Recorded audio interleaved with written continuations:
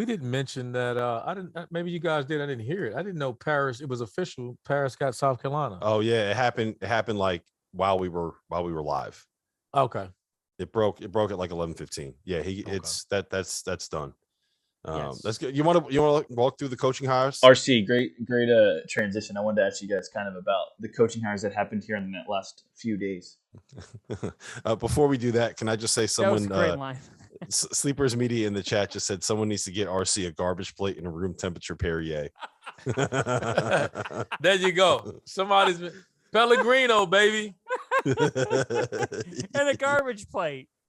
Let's talk coaching carousel here. So we've seen this thing rolling, and we've seen a lot of different moves made in the last 24, 48 hours. Rob, the floor is yours. I'll start with you. Which coaching change, let's begin with this. Which coaching change impresses you the most? Maybe the one that fascinates you the most? Impresses or fascinates? Because to me, it's two different things. Okay, fascinates you. I'm really excited to see what Kenny Payne's going to do at Louisville. I think that he's going to be able to get players. I think that he's going to be similar to what Juwan Howard is in hiring a staff that allows his program to thrive. I think he's a guy that knows where his weaknesses are. You know, Juwan, he KYS, he knew his scout. He hired Phil Martelli to help him with all of the other shit you got to do when you're running a program that isn't the basketball stuff. There's no one that knows how to make a program operate better than Phil Martelli does. He did it for 34 years at a very high level at, frankly, what is not a very good job in St. Joe's, and he had that thing rolling for a while. So I think that Kenny Payne to Louisville, that if you get it right at Louisville, they are a top 5 to 8 job in college basketball. I mean, Rick Pitino got it right. He won national championships and made Final Four. So I'm very, very interested and intrigued to see what Kenny Payne's going to do at Louisville. I agree. I couldn't pick a better one than that. That's what I was going to go with. Okay, I'm going to look into Maryland here. So Maryland, that job opens in December. And it was the first job in college basketball that really opened, so they have a lot of time here to figure things out. And when the job first opened, the name that was mentioned was the name who they went with today, and that's Kevin Willard from Seton Hall. Now, Kevin Willard puts in 12 years at Seton Hall. When he took over the program was in the basement. It was in a terrible place. The thought of winning at Seton Hall again was in the gutter. And they pick out this guy who comes from Iona, and he takes over the job at Seton Hall. He has some bumps in the road. It took some patience. But he ended up getting the Hall to 5 NCAA tournaments, what would have been a 6th in 2020. He establishes a winning culture, and he makes winning the standard again at Seton Hall University, a place that's not just easy to win at. Did he make a deep NCAA tournament run? He did not. But with the resources that he had, did he churn out a culture, a standard of winning, an actual home court advantage at a place you would never think of, but they won a lot of games at home. They held serve. And to be consistent in the top 4 or 5, at worst 6 of their league in the Big East, and to win a Big East tournament title, let me give you the most impressive stat of his. Villanova since 2015, 5-1 in the Big East tournament championship games. The one is Isaiah Whitehead and Seton Hall. Mm-hmm. That was just Seton Hall's 3rd Big East tournament championship. For Maryland, they looked, they explored, but they bring in a guy who won at a hard place to win. A guy who established a winning culture and a mentality, and a guy who will develop players, who will roll up his sleeves, who's already bringing in Tony Skinn from Ohio State, who has DMV ties, and who's looking at David Cox, who would be a really good assistant coming from URI. Kevin Willard at Maryland is a fascinating hire because it's going to be hard. It's hard to move up in the Big Ten. But if there's a guy who's going to bust his ass to try and do it, it is Willard, who follows the Pitino way. Can I ask you this? Not that I disagree with anything you said, obviously, but my question is, what's any different than what Turgeon was doing? This isn't a program that's been in the basement. And, you mentioned postseason success. Turgeon was getting them there. So to me, the perception of this job was to get someone that was to do something more than what Turgeon was doing. That's what Turgeon was doing. So I'm not saying it's a bad hire or anything, but I don't know. When I see this, I'm not like, oh man, that's a home run, or they crushed it for a guy that's been identified from the very beginning, because we acting as if Turgeon wasn't winning. He was winning. Yeah, they just didn't go deep. I mean, how many? Actually, I mean, and this is not a a loaded question, but how much success has Willard had in the tournament? He's got one win. Okay, you know who's got more wins than him in the tournament? Shaheen Holloway. Shaheen Holloway. For all intents and purposes, the next coach at his alma mater in Seton Hall. The thing is, it's interesting, RC, because anybody who calls a hire a home run hire in the moment is reacting to the hire and the name and the brand. We're not going to know what kind of hire this is until it gets going. Here's one interesting factor to all this. Kevin Willard knows how to sell Under Armour, because Seton Hall's an Under Armour school, and there's not many of those left. So apparel so much, and one of Willard's selling points is, hey, if Steph Curry wears this stuff, you could wear it, man. You know, that's one of the things that he says. So it's an interesting hire. I don't know who they were really going to get that would be better. Who was going to be a better hire is the question. I don't know. Like that was the other thing. Like, who are you going to go out and get that would win the press conference more than Kevin Willard? What I will say is this: he just hired who's the guy he just hired the assistant from Ohio State. Yeah, Tony Skinn. Tony Skinn.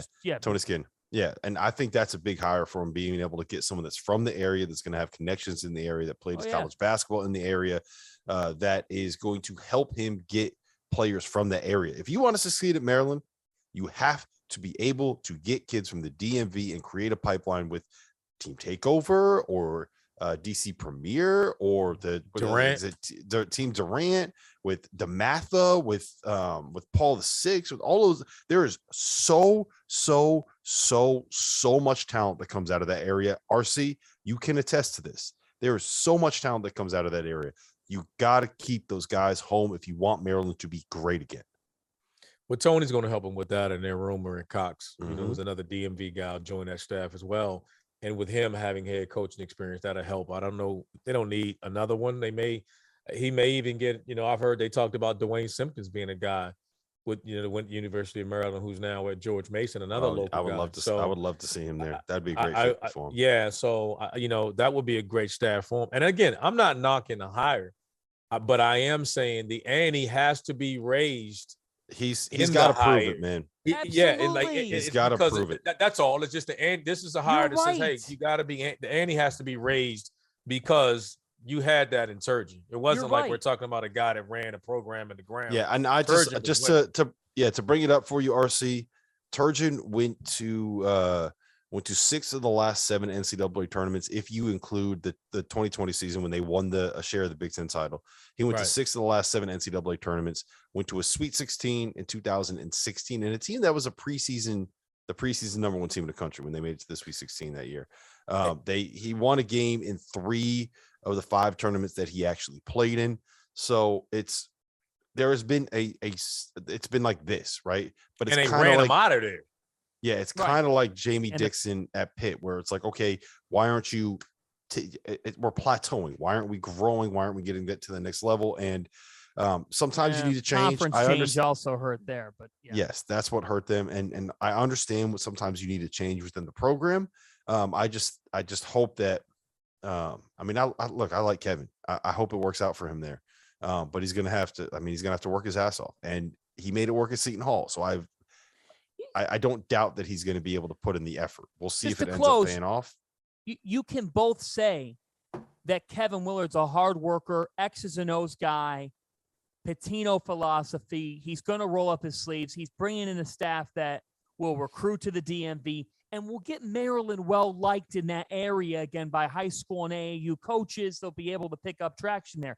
And you can say that Kevin Willard's got something to prove, because he hasn't made that deep NCAA tournament run. Both those things can be true, but were the Terrapins going to do significantly better than a Big East head coach who's made winning games a standard?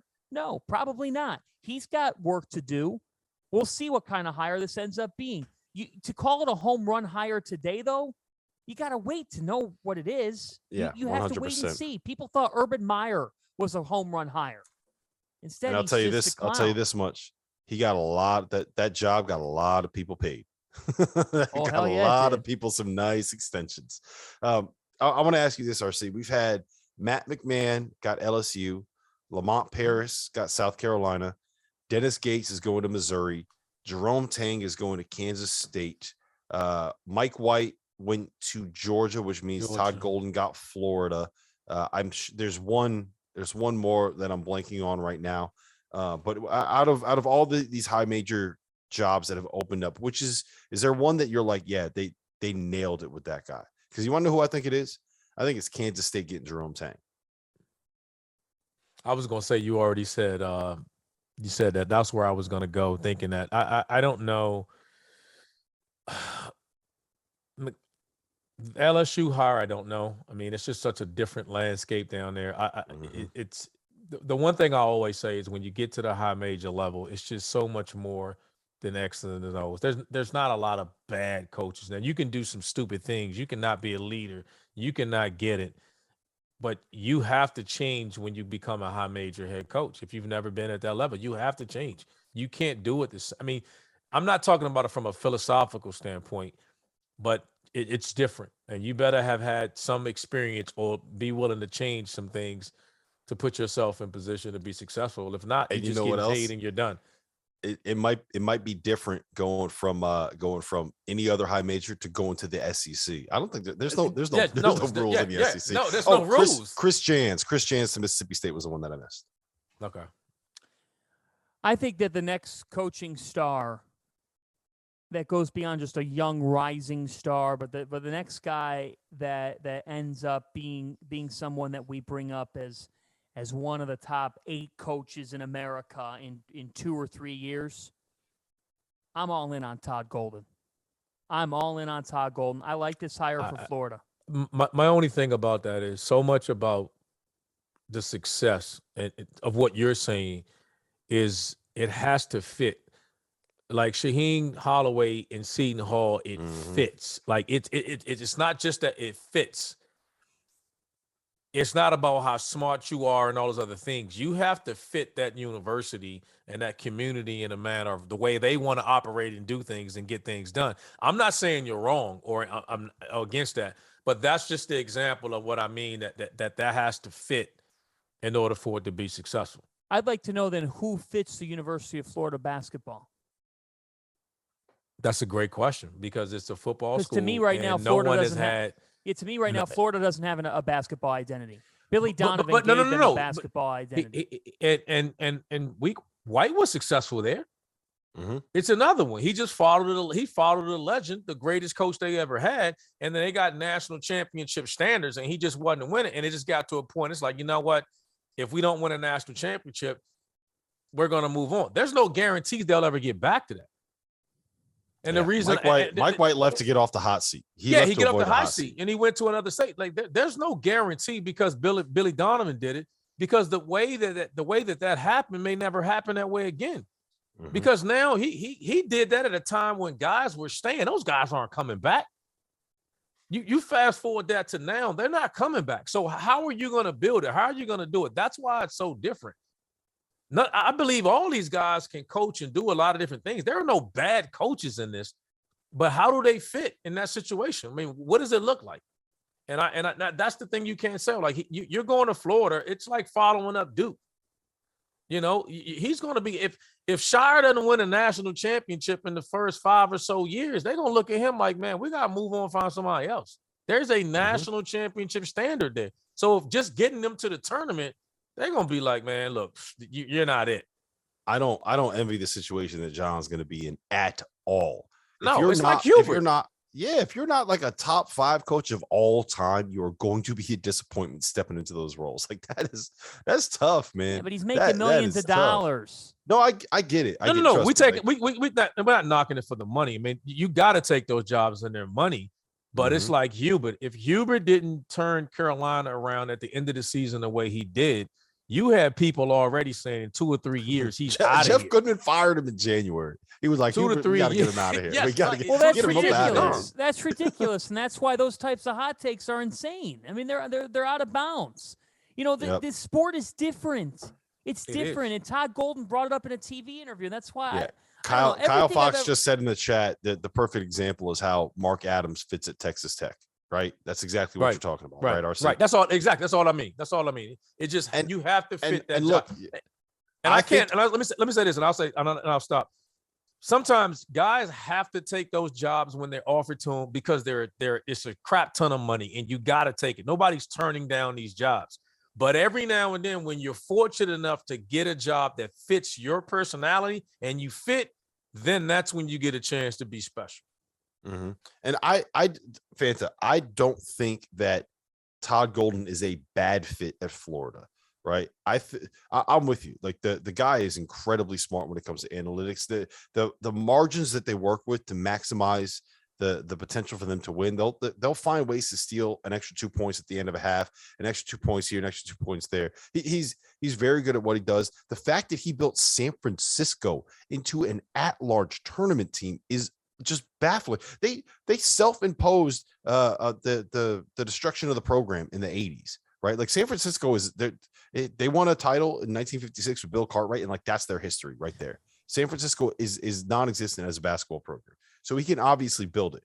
He's got roots in the SEC. He came up with Bruce Pearl, but it's a completely different beast, and I don't think with any of these jobs we're going to know until it works out. I will say this though, we talk about fit. I love the fit of Jerome Tang at Kansas State. That to me, you got a guy who spent 20 years on staff with Scott Drew, watching him build Baylor from the rubble of a train wreck, right, to probably the healthiest program in college basketball right there, Villanova. And Kansas State has something they have a base to work with. So if anyone's going to be able to do it, and look at the success that Scott Drew's coaching tree has had. Grant McCaslin is killing it in North Texas. Paul Mills got to the Sweet 16 at Oral Roberts. There's another one that I'm blanking on that made a run last year. I'm with you. I'd almost willing to put, if I had to bet on any of those guys, I'm betting he has a major impact on Kansas State basketball. Yeah, but I love Todd. I love Todd. I think that he's got a chance. They love their golden boys at Florida. You know, how old was Billy Donovan when they hired him? Like 29? Yeah, he was young. Something like that. And Mike White got it when he was Mike White's like 42 years old and is on his second SEC job. That's crazy. Must be nice. Yeah. I need to get one of those contracts. Yeah, it is. It is crazy. It is crazy. No, I mean, I'll go with Golden on this one, but I think it's an interesting time. I mean, fit is fit. Oh, come on. Someone in the chat just said Scott Drew was a recruiter, not a coach. We might have to kick Guess Who out. Yeah. We might have not a recruiter, not a coach. What is this, 2012? Are we doing this again? Come on, man. We live in an all or nothing world. How about that? We live in an all or nothing world. When Mick Cronin, here's the thing. Nobody thought Mick Cronin fit Los Angeles. And for whatever, Mick Cronin's been perfect for UCLA. Point. Like sometimes when you're the perfect fit, it actually ends up backfiring. Like you're perceived to be such a great fit that you kind of keep the program where they once were. We're looking at like the way I define it is: do you elevate? Do you elevate? You might fit, but do you elevate the program? My argument, or my I won't even say argument because we're not arguing. We're not even disagreeing on anything. But the difference is, isn't UCLA the best job in the Pac-12? Yes. So are you telling me Florida is the best job in the SEC men's basketball? I am not saying that. Nobody would say you're not going to. Nobody would say they're top. But where would UCLA, they rank? but UCLA had no, been in a pit of misery. But it's relevant though. You get what I'm saying? Like from a resource standpoint and a historic standpoint, you consider that as the top job. It's like turning around Georgetown or elevating Georgetown. It's not overly complicated in that aspect because it's arguably one of the better jobs in the Big East. You can do that there. My point to you would be, where does Florida rank in basketball in the SEC? Mm-hmm. Probably Probably because those are the things between that 4 matter, and right? 6. 4 4 and and 6, 6. right around 5, give or take. Right. And that's all I'm saying. So it's a lot easier. I I'm not guess- saying none of it's easy, Yeah. but you're talking about the number take one on job at a Golden, conference compared to that. My take on Golden, I guess, is I see the ability to elevate Florida like Scott Drew elevated Baylor. That's how I see it. And I don't know if that'll happen. I could be dead wrong. I don't think you're wrong. It reminds me of the same thing we were talking about with Willard, though, because they're taking over programs that were tournament bound, that were successful, and they're coming in to even elevate them even more. Yep. And that's the issue or the draw to, are they chasing in Seton Hall? Are they still chasing the success that PJ Carlissimo had? Right. That there's always someone there that went somewhere, and that's just that. Well, but that's a problem too. It's not 1989. It's not 1985. Obviously, no. Like the other thing is, people got to get real. Here's the thing: a fan base is never going to wholly get real with their expectations. But the fact of the matter is this: if you're thinking of your best memories back in the 1980s, and that's your best memory as a program, guess what, people? There's a reason why. There's a reason why that's your best memory. And the reason is it's 2022 now. You got to look to the future. You probably have to do things differently. There are still some programs in college basketball that are very much stuck in the past. You know who you are. You got to get in the present and the future. The sport's different than what it was. Gonzaga, Baylor, UCLA, Villanova are all positioned better currently than the so-called blue bloods. It's the truth. It's a different time in the sport. You're going after free agents nowadays to help yourselves in the next year. That's why, fan bases aren't going to wait. They're not going to sit here and wait. You think the Florida and Maryland fans are going to sit around and say, 3-4 years, they expect to make the tournament next year. And you know what? They should. You know why? You can get good in a year in this sport now. You could get really good from one off season to another. You could get 3 transfers that change your whole team. Just imagine the level of expectation at Seton Hall when Shaheen Holloway wins a national title next season. It's going to go through the roof. They'll fire him in 3 years when he doesn't get back. Dagan Hughes and I might be in jail. Like, literally, you guys are going to have to bail Dagan and me out of prison if that happens. But who? You know what I love about wait, You got it wrong. You and who? I don't recognize that name. Hang it, You and Dagan. who? Yeah, Dagan will probably. Dagan will probably. He's going to end up in jail because he's going to walk down the street of the Final Four, letting his nuts hang. Just letting his nuts hang. You know what, Dagan, I'll be nude right next to you. Yeah. Oh my God! And now we got hot girls and boys video chat. Now we have the. Don't worry, they're gone. Don't worry, they're gone. That means it's time to. It's time to wrap go this up. to the cheers. Let's get on 3 cheers. 3. Hey, I just want to let you guys know that this week's episodes of the Field of 68 After Dark are sponsored by Honey, which is the easiest way for you to save money when you are shopping on your phone or your computer. Have you ever been in this spot, guys? You're shopping for something online, you get to check out, and when it asks you for a promo code, you got to start Googling to try to find a way to save a little bit of money. Thanks to Honey, manually searching for coupon codes is a thing of the past because Honey is the free tool that scours the internet for you and finds the one that best fits your cart. Here's how it works. You're shopping. You check out. The Honey button pops up. You click apply coupons. You wait a few seconds. Boom. The price that you have to pay goes down. I use Honey. I just bought my son all of his T-ball stuff for this season over the weekend. And anyone with kids, RC, you can attest to this. You know how expensive all of that sports equipment is. But with Honey, I saved myself like a good $50. It was like $45 that I got off for free. It's so easy. It works on a desktop. It works on a laptop. It works on an iPhone. All you got to do is just activate it in your Safari app. So if you don't already have Honey, you could straight up be missing out on free cash. It's free cash, guys. By getting it, you'll be doing yourself a solid and supporting this show. I'd never recommend something to you guys that I don't use. Get Honey for free at joinhoney.com/March Madness. That's joinhoney.com/March Madness. The link is in the description below.